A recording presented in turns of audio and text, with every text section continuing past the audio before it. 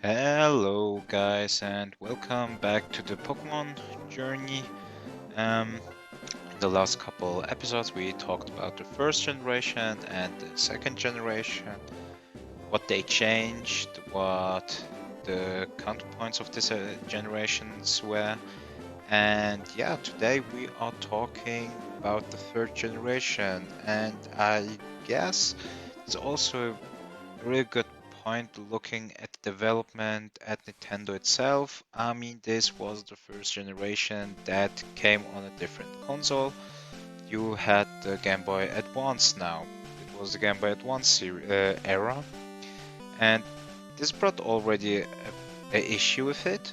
Beside of, I mean, the Game Boy. The most people back then who had this interest in gaming possessed the Game Boy, but Game Boy Advance wasn't really not common at all, so they didn't sell as good as Game Boy and by far not as DS itself. I guess you can't talk about again because of the bad naming convention Nintendo has by calling it still in Game Boy Advance and not giving them a different name, so you still are. I guess most parents are confused about the fact that is it necessary to have a new console, or is it just some addition? Um, I mean, this problem will lead Nintendo through the whole eras.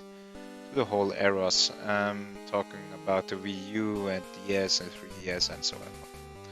But yeah, that's apart from that. We wanted to talk today about Pokemon, the third generation. And I think this was one of a major generation where also this shift in the customer came up. So the most people that started with 1 and 2 didn't proceed with the third part. Some people just because of the fact that they didn't possess the Game Boy Advance. Some of them said, okay, the Game Boy journey ends now. And the other one was just disappointed because of the fact that you couldn't transfer your Pokemons from from first and second generation to the third one.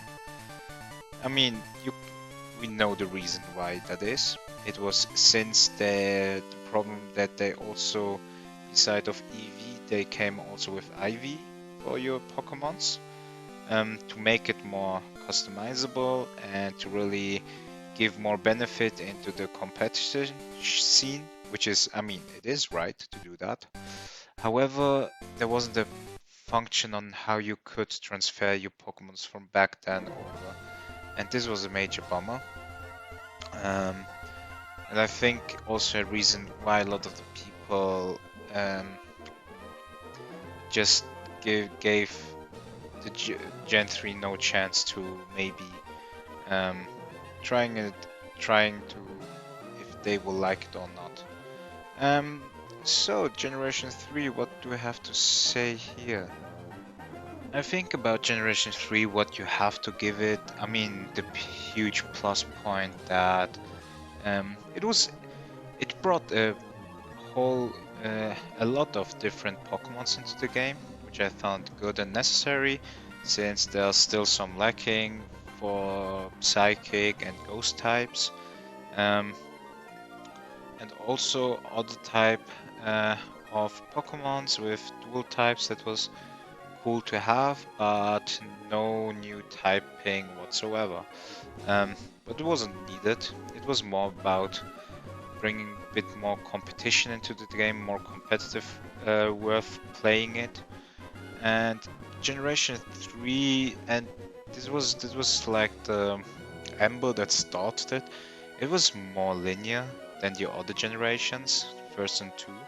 So the third generation was again a soft reboot about the Pokemon idea about what Pokemon should accomplish, and it was more a linear way on how you can experience Pokemon. You didn't had so much flexibility that like Gen 1 and 2 had. And also that was the first time that the legendary came into the main story, and they were necessary and was built in as a part of the story to progress. So you didn't it wasn't not legendary enough since 1 and 2, since you can really have at one point every player will see one of the legendaries and will fight it. This took a lot of mysticality out of the Pokemons, which I didn't so appreciate, so liked about it. However, what I have to say, which is a major plus point, and I think most of the people agree, are the dungeons with the Regi Pokemons that they was built in Ruby and Sapphire and Emerald, that you really have to decode decode the writing style that Pokemon brought you, and yeah, that was a cool little quest that you had. Um, but besides of that, what do you can say much about it?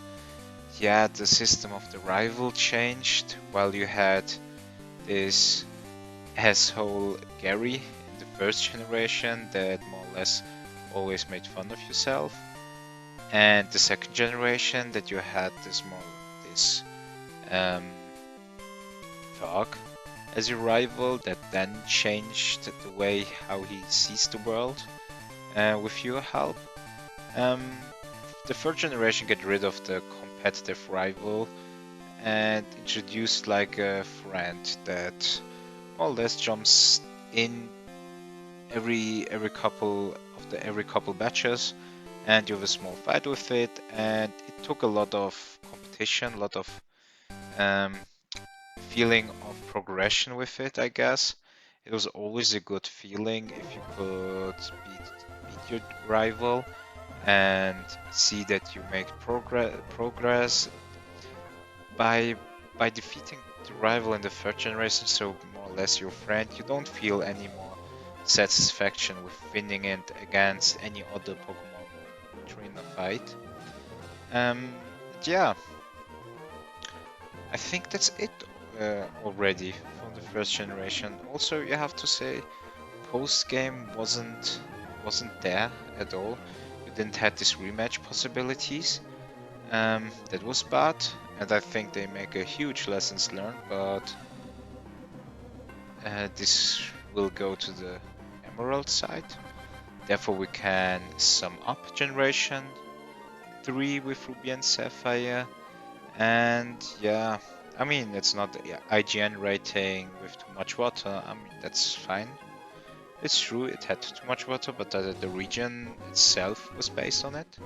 So, but I have to say, since they took so much out of the first two generations, I mean, like I said previously, Generation 2 and 1 had so many little mini games that you can find during your Pokemon journey that the third part didn't. You had just this one super major thing that was this Pokemon Beauty Contest, which which which didn't receive well, since I mean there wasn't no big reason why you should make it, right? So you couldn't win any special Pokemons, and it got far super boring, and therefore wasn't really common at all. Um, wasn't missed. I mean, they pretty much fastly get rid of it after the third generation. This was a bummer. And yeah, so this sums it up, I guess. Therefore, it has progression in way of competition, competitive gaming. However, it has also major points where I have to say it wasn't that good at all. Therefore, I really would give it a C tier. But the big changes now, and that's a big change which I see, the post-game fixing, which was done in Emerald, right?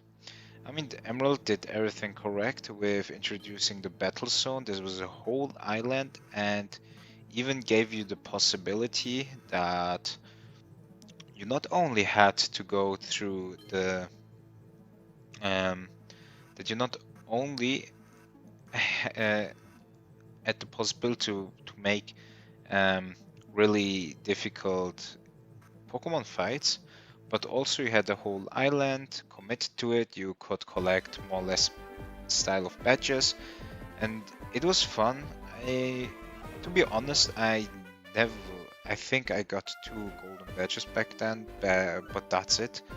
No chance that I could really um, win in the battle zone because I had no idea how you can determine your EVs and IVs, and it was also more difficult than the other series. And also, what I have to mention, I guess this was the first generation where I had my first shiny Pokemon. It was a Wingull, but I mean, it's not a really cool shiny to have. But yeah, it's my first shiny, and you will never forget about your shiny. By the way, just write down what your first shiny encounter was. And by the way, ha ha ha, don't came up with this joke with the red Gyarados, please. Um, yeah, but yeah, therefore, because they really improved the post-game factor of Pokemon and given completely new island, I really have to say they made it better, and it don't deserve to be on the same tier level as Ruby and Sapphire, and I would give it a B tier. And now we'll have a small visit back to Kanto. And I think since we're already talking about it, we can really sum it up. So you had the first remake version with FireRed and LeafGreen. LeafGreen more like as a way back, since the original version of the Pokemon was the Green Edition.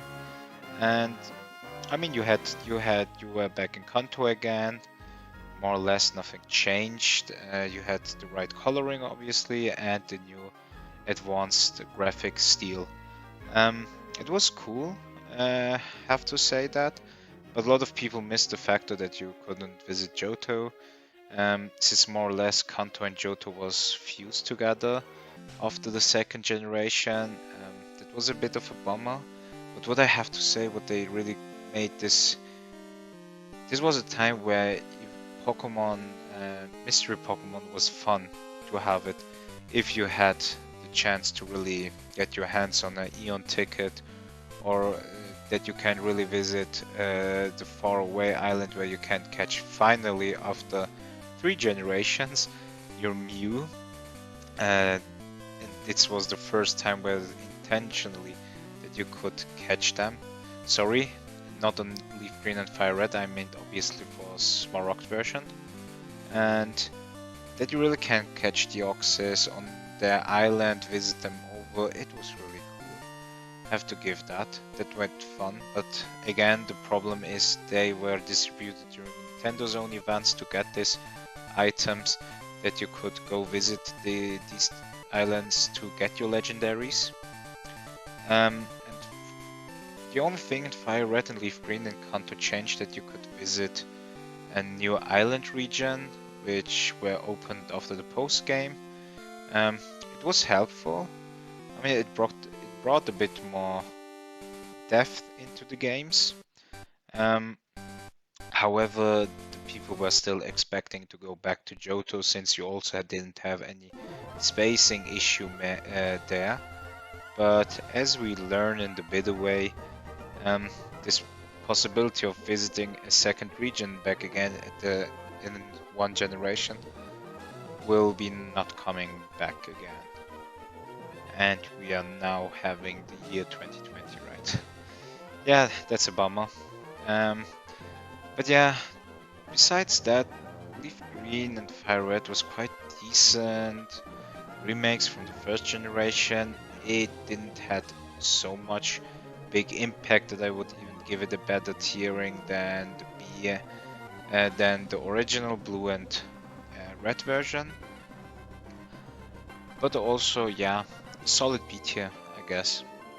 And yeah, this sums up for the third generation, and we will see us in the third generation on the new console, the Nintendo DS. So take care of yourself and have a great day. Bye.